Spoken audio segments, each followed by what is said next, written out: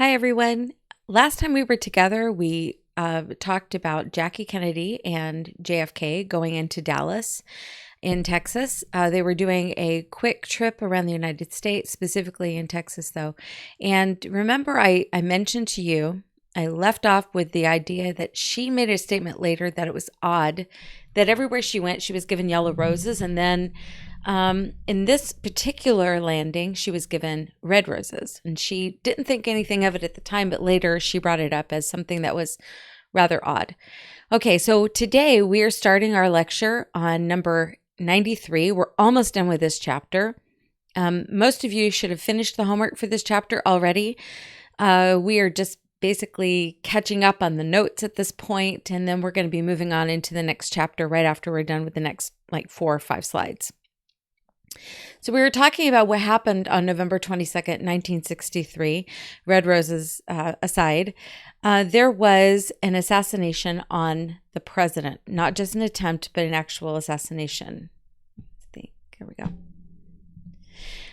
They were riding in a motorcade through Dallas, and Lee Harvey Oswald, a man who was working in the book depository across the street from where this took place, he shot and killed the president.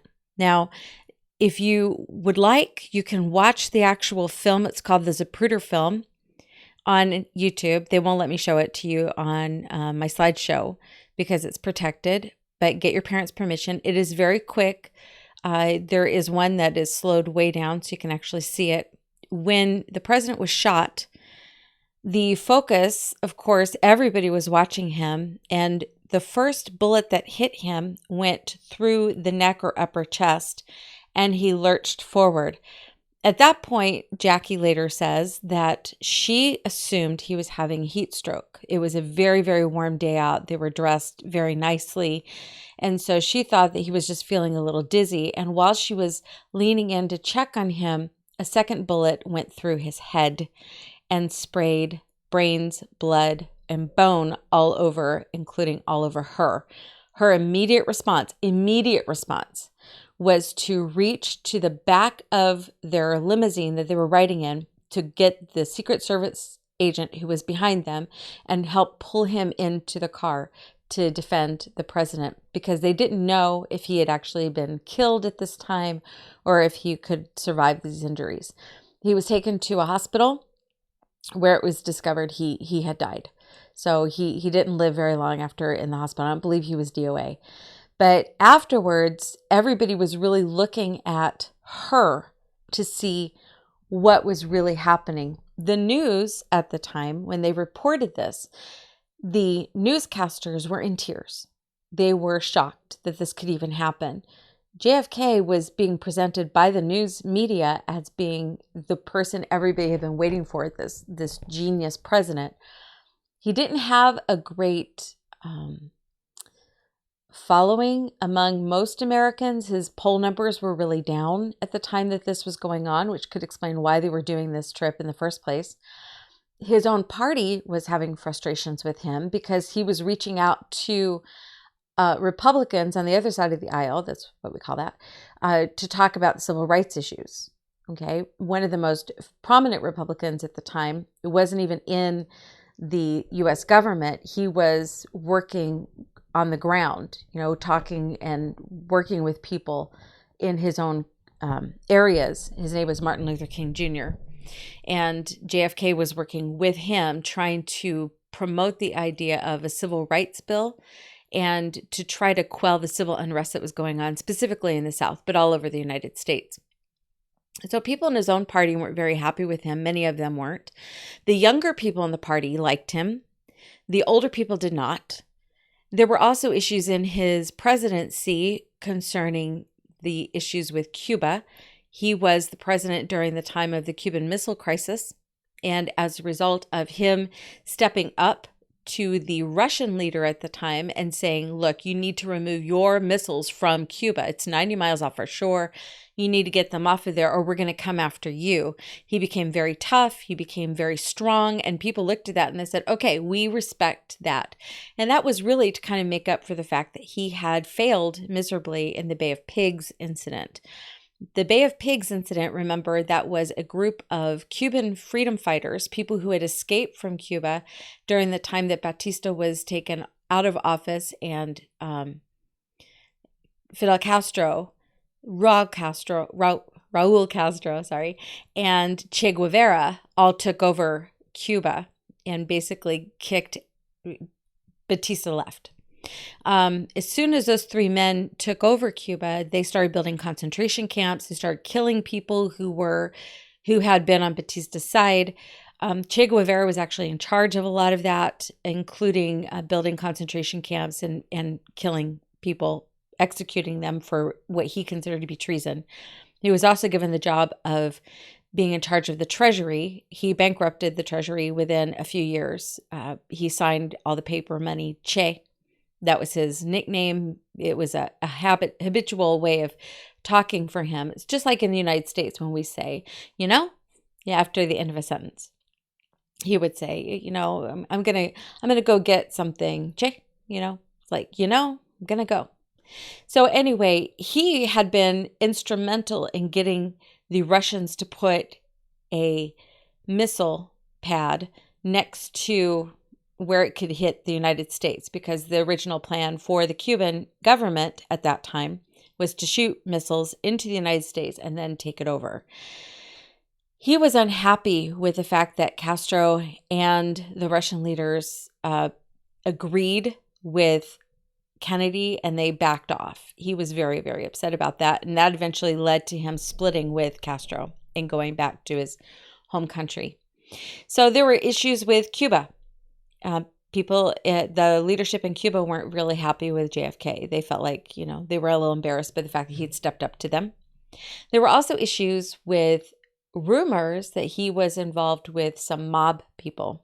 And these rumors have a really long life. They go back to his father, Joe Kennedy, who got his wealth, some say, from bootlegging during the time of Prohibition. He also had a lot of contacts in Hollywood. Joe Kennedy was able to take the money he made bootlegging and use that to get himself an ambassadorship to England. And from there, he made himself look very legitimate in the eyes of American politics. And then, of course, his children became senators, and one of his children became the attorney general in the president's cabinet for his own brother, who was President JFK. So there were issues about, maybe this was a mob hit. Maybe this was a Cuban assassination. Maybe this was a Russian assassination. But maybe it was somebody from his own party going with the assassination. These were all different ideas of what it could possibly have been. And one of the big questions that was asked was, could one person actually shoot the president twice from one location? So while all of this is being investigated, and it was being investigated by attorneys in the U.S. government, they released their report called the Warren Report, who was, I believe, the Supreme Court Chief Justice at the time. They released it in just a matter of weeks. It didn't take very long. And that also put up some red flags for the American people, because a murder investigation usually takes a very long time, months, if not years. But this was done. It was wrapped up in weeks. They said, yes, Lee Harvey Oswald was acting alone. No, we don't know that he had any contact with any foreign government. He was acting alone. He shot the gun. That was it. It's all over. Now, with all of the issues that surround JFK and his assassination, it gave rise to what we call conspiracy theories. Conspiracy theory is the belief that some covert but influential organization is responsible for a circumstance or an event. It's not the same thing as having a difference of opinion. It's the belief that there is an overreaching group that is causing events to happen. And of course, in the variety of conspiracy theories that we have on JFK's assassination, I just listed them all to you. But one person who kind of bought into that early on and said, I don't really trust what I'm being told, that it was just one guy acting randomly with a gun, was Jackie. Jackie Kennedy was from the very beginning suspicious of why her husband was shot and killed in Dallas, Texas. There were a couple of reasons for this idea. One of them was the roses. Why all of a sudden red roses? That didn't come to her till later, but she's like, that was weird. Other issues were the fact that they were in the vice president's home state, and she was concerned about that. He was an old school Democrat who was not a big fan of the civil rights movement until he realized it could give him a really good reputation. So later on, he became part of that. But she was very concerned. She didn't know who to trust at this point, and all of her actions surrounding her husband's death showed that. Now, what happened to Lee Harvey Oswald after he shot Kennedy? He went to a movie, and then he was discovered, arrested, and then was in the middle of a jail transfer when a nightclub owner named Jack Ruby walked right up to him as he was surrounded by police and shot him point blank. Killed him almost instantly, before any statements could really be made, before he could go to trial, and that just sent the idea of a conspiracy to overload. It was like, what is going on here? Why was this man silenced? Now, they asked Jack Ruby, why did you kill this man? And he said, he killed my president. I was angry. And everybody's like, oh, okay, that's a good reason. Okay. And not really a lot of extra investigation was done on Jack Ruby. Now, John F. Kennedy's death was very sudden. It was an assassination, and it made him seem to be a martyr to the people of the United States. So even people who didn't like him at the time he was killed were now saying, okay, maybe we didn't agree with all of his standards or his ideas, but he was our president, and we're upset. You don't just kill our president. The United States has a system of government that allows for a peaceful transference of power. There really is no need or necessity for an assassination. Those are usually done by people who are a little deranged, to say the least. And in this case, people didn't know whether or not the shooter was deranged because we didn't have a chance to really talk to him. Now, just hours after JFK's death, Vice President Lyndon B. Johnson was sworn in as president. He was immediately put on Air Force One. The body of the president was also loaded on Air Force One. Jackie Kennedy was still wearing the outfit that she had worn when her husband was shot. So this pink Chanel suit that you saw her in an earlier picture was still covered with her husband's brains, blood, and bone. She had blood in her hair, on her face, some on her arms and hands. But she refused to change out of this outfit when she went to the swearing in. She refused to change out of the outfit when she landed in Washington, D.C. When somebody asked her why, she said, I want them to see what they did to Jack. That was her name for her husband. In this picture, you see LBJ, the man who's the vice president, and according to the 25th Amendment, I believe it is, the vice president automatically takes over the president's duties if the president is killed or is unable to fulfill his duties as president. So he was sworn in on Air Force One. His wife is right behind his upraised elbow, but the center figure besides LBJ is Jackie Kennedy standing on his other side. It was a political picture for LBJ, for him to say to the people, look, Jackie supports my presidency.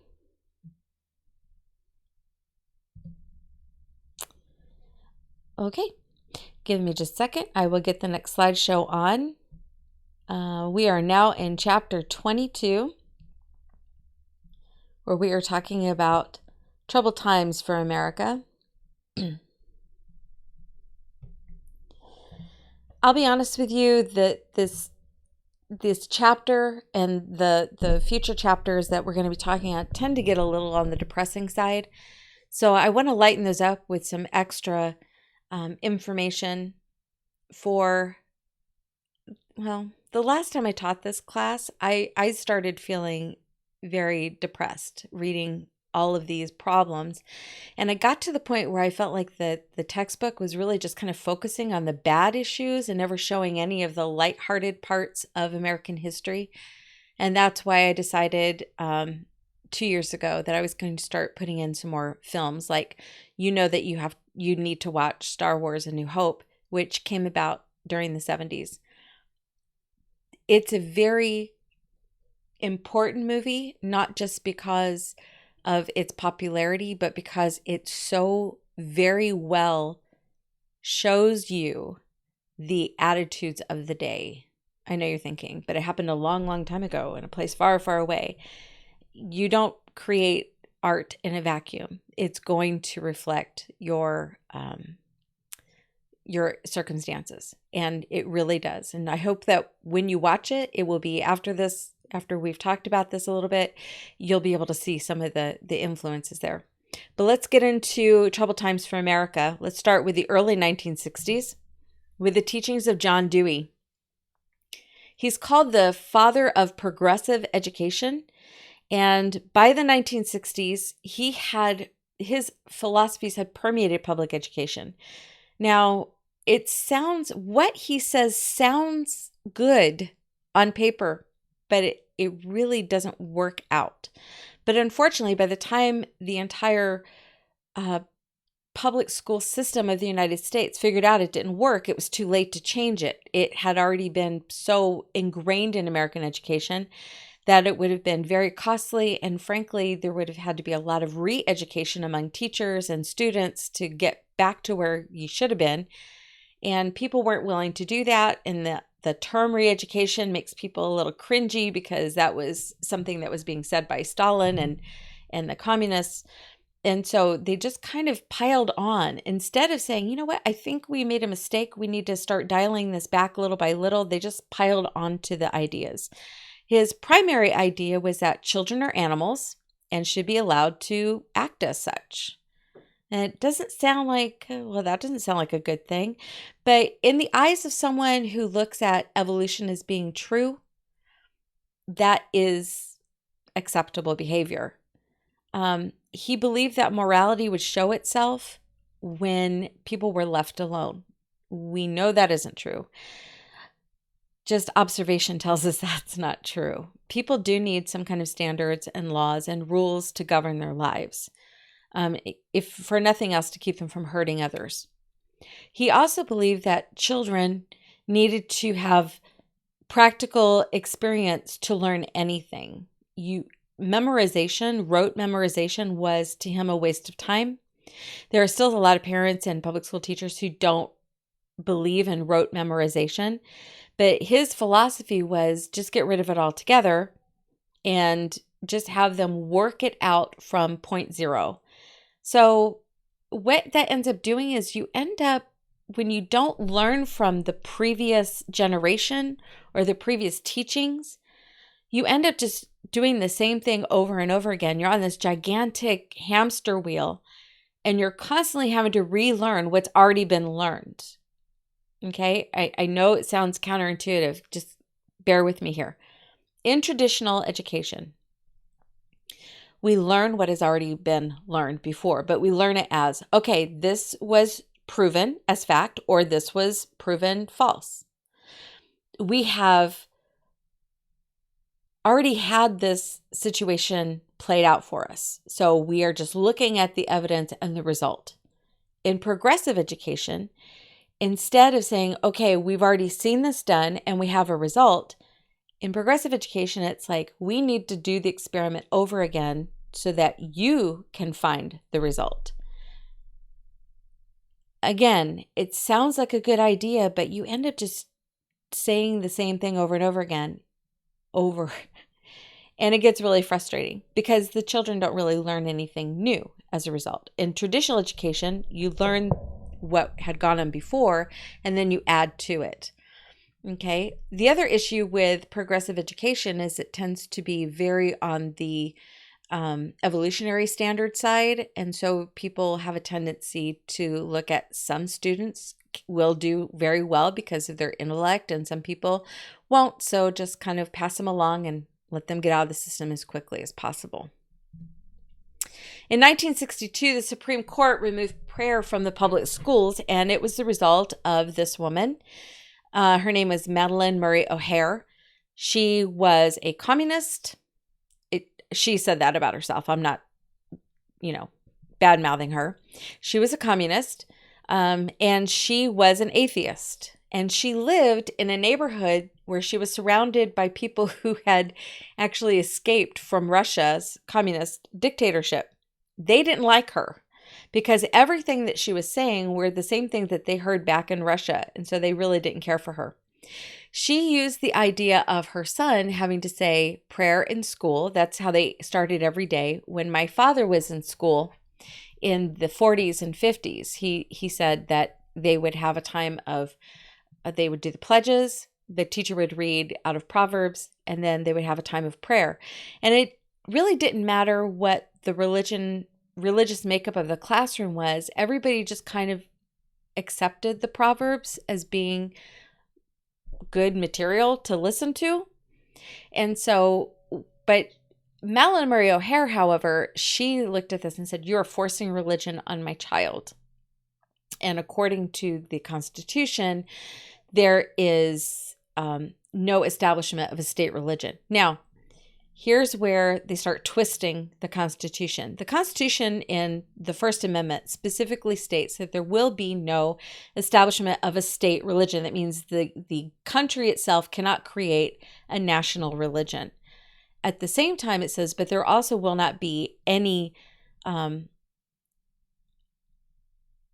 there won't be any crushing of religions already in place. There won't be, we won't disband any current religions. Now, reading a passage of scripture in the classroom is not the establishment of a state religion. So people started retooling what the First Amendment said and talking about a wall of separation between the church and the state, that there was a separation of church and state. And they got that information from a letter that was written by Thomas Jefferson back when he was Secretary of State to a specific church, a Baptist church, I believe in Virginia or Vermont. I have to look that up. And he said, look, there is a wall of separation, but it's a one-way wall. Religion should definitely impact government, but government shouldn't be impacting religion. But that part was left out, and the idea of separation of church and state became the call, the clarion call for everybody. And you still hear people talk about separation of church and state. It's in the Constitution. The term separation of church and state is not in the Constitution anywhere. It was written in a letter by Thomas Jefferson. Thomas Jefferson was not at the Constitutional Convention. He was in France at the time. And separation of church and state does not exist in those constitutional words. Okay? But that was what was being used. And for the first time, the Constitution was used, mistranslated or appropriated to mean that any kind of religion spoken in a government building, any religious word spoken in a government building should then be looked at as being unconstitutional, which is not what the Founding Fathers meant or intended at all. And you have to remember that the Constitutional Convention, you had people who were atheists, you had people who were agnostic, you had people who were deists, you had people who were Baptist, you had people who were Catholic.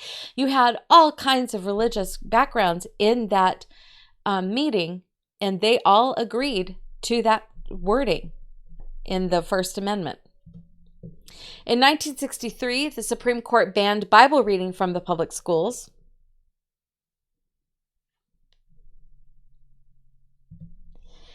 Madalyn Murray O'Hair, an atheist and a communist who used her teenage son, William, to protest daily Bible reading and prayer in the public schools of Baltimore, Maryland.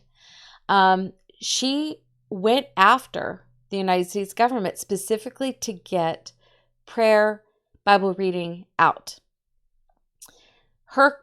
This is one of her quotes, and she is very, very proud. She was very, very proud of her stance and of creating this conflict in American history. She said, "Religion has ever been anti-human, anti-woman, anti-life, anti-peace, anti-reason, and anti-science. The God idea has been detrimental not only to humankind but to the earth. It is time now for reason, education, and science to take over. This is a very common tactic among those who do not believe that there is a God. We call them atheists. That means, atheist means no God. Okay? They will often bring up the idea that religion has really kept the world in darkness. Sometimes religion has been used for that, but generally, the biggest mass murdering issues that we've ever had, the biggest problems we've ever had, have not been because of what the Bible has said. It has not been because of what religious people have done. It has been as a result of atheistic behavior. The biggest mass murderers we know of just in the last century were all atheistic. And I'm talking about Pol Pot, Ho Chi Minh, Mao Zedong, Stalin, Lenin, all of those communist leaders were all atheists. And even when you look at Hitler, who he was everything under the sun, depending on who would support him. He claimed to be Christian, but his life does not at all hold that out. He later backtracked and said Christianity is a farce and I hate it. I don't want to have anything to do with Christianity. He was, in fact, an atheist.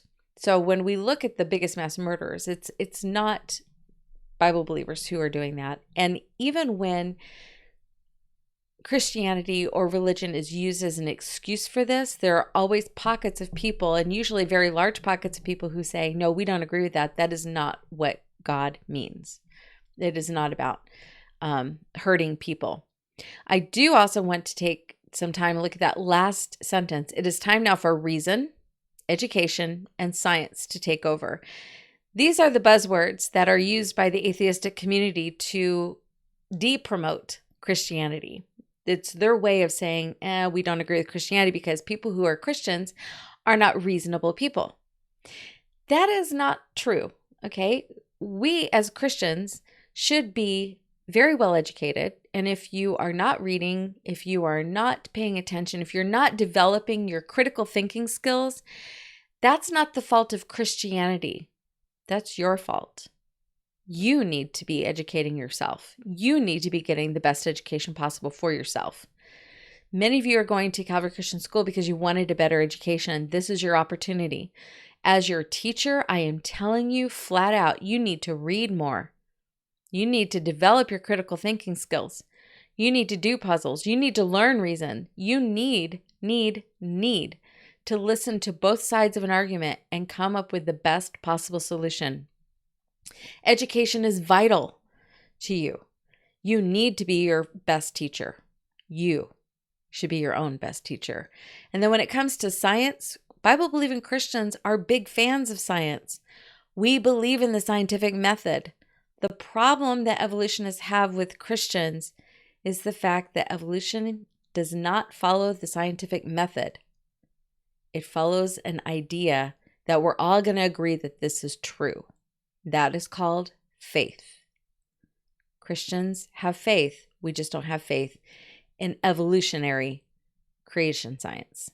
Okay? We believe in the faith of the Bible. Now, listen. Bible-believing Christians, truly Bible-believing Christians, we believe in the creation story. But the creation story is not scientific. We take that on faith. It doesn't follow the scientific method. We take it on faith. But so do evolutionists. They take their theory on faith as well. Okay, in 1963, even individual prayer and Bible reading in public schools was banned. At first it was, okay, we don't want to have Bible reading and prayer in the classrooms. We don't want to offend any of the students. But it got to the point where it was like, you couldn't even pray over your lunch. You couldn't have a time of Bible reading at your desk. You couldn't go out to the flagpole and pray for your school. So individual prayer, your personal prayer time, praying before a test, that was banned. Bible reading was banned. So there were two separate cases that were combined for the ruling of banning both individual prayer and reading the Bible in public schools. The individual school prayer was Murray versus Curlett. Madeline Mohair was mostly known for involvement in that particular case. And then Bible reading was Abington Township School District versus Shemp. It was later determined in 1965 that a child could silently pray. If no one could tell that they were praying, you can have your faith, but you better keep it to yourself, especially prayer time. A liberal Supreme Court also ruled that even voluntary Bible reading and prayer were unconstitutional because they discriminated against non-Christians just by the fact that they were there. Now, we're not talking about people who are voluntarily Bible reading out loud in someone's ear, pushing them up against a locker and say, you will listen to this. We're talking about people who are sitting quietly and reading on their own. That was considered unconstitutional because non-Christians felt uncomfortable about somebody reading the Bible. Progressive education began to remove godly values from the classroom. Prayer and Bible reading were just the start. America's youth became targets for this spirit of rebellion that were started by the adults who really wanted to take Bible, prayer, and God-centered school out of their lives. And so the spirit of rebellion moved across the nation in the late 1960s, and that opened the door to drug abuse and sexual immorality. But this isn't the first time that teenagers were living like this. This isn't the first time we've seen rebellion. This isn't the first time we've seen drug abuse or sexual immorality. It's been going on for a long time. Just to be clear, during the 1920s, during the time of Prohibition, sexual immorality was running rampant among people who were breaking the laws of Prohibition and drinking. They were going to speakeasies. Prostitution was at an all-time high. Drug use was at an all-time high. And people were rebelling against the law by going to these secret bars and drinking and becoming involved with immoral behavior. So it's not a new thing. It's just people were more aware of it. Probably because it made the news. The ACLU is the American Civil Liberties Union. This was a group of lawyers who actively defended extreme views of atheists, socialists, and communist minorities. However, they have also stood up for people who were considered Christians and who said, hey, we're being treated badly. So they have worked with multiple groups, but their primary groups of people that they work with were atheists, socialists, and communist minorities. Okay. In the 1960s, the ACLU began to use the courts to force local communities to stop making references to biblical values in public life. When a city council meeting opened, they would often open with prayer. The ACLU began to sue those local council meetings, even if everybody who was in the room didn't mind, even if everybody who was up on stage didn't mind. The ACLU said, no, you can't do that. They claimed that the United States Constitution established, did you get it? There it is, a wall of separation between church and state. The Constitution doesn't say that. That was from a letter by Thomas Jefferson to a church. But the ACLU is using this idea, and it has become so prevalent that people today really think it's in the Constitution. Okay, so one of the men who was part of the ACLU, he says, thanks in large measure to the ACLU, the belief that there is a wall of separation between faith and state, not just church and state, is endemic. That means it's taken over. The exercise of religious faith in the public square is not prohibited. Only the federal imposition of a particular faith. Hardly anyone any longer knows the difference. Sorry, I don't think he's actually part of the ACLU. I spoke. Okay, in the presidential election of 1964, the Vice President Lyndon Baines Johnson ran against Barry M. Goldwater. And there were some issues with Barry Goldwater, and we're going to talk about those tomorrow. So I hope you enjoyed your lecture today, and we will talk again next lecture. Goodbye.